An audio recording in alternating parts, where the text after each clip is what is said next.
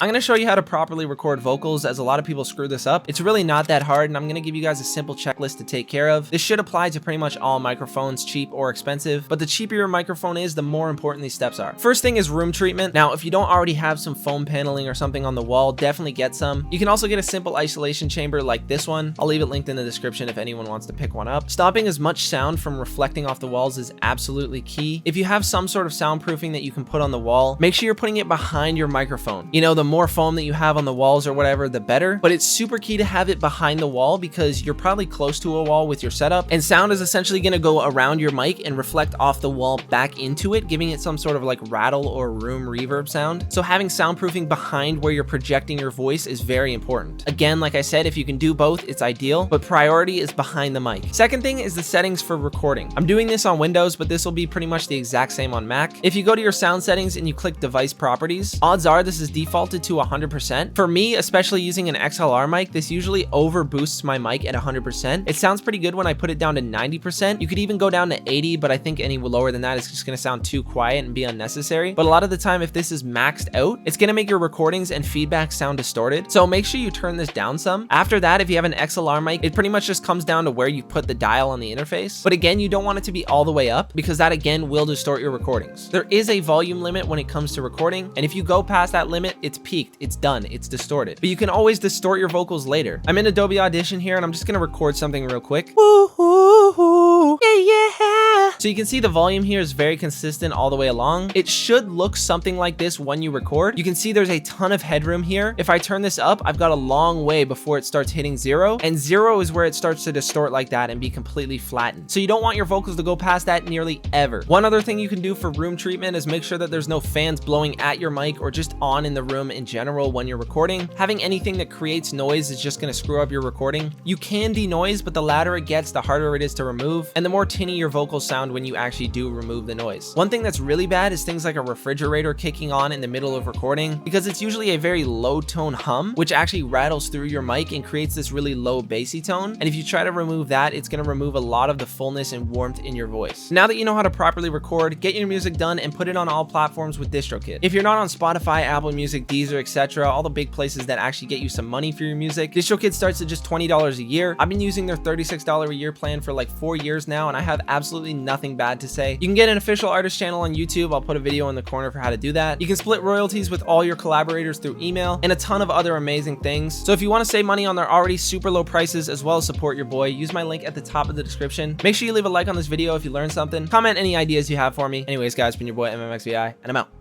Peace.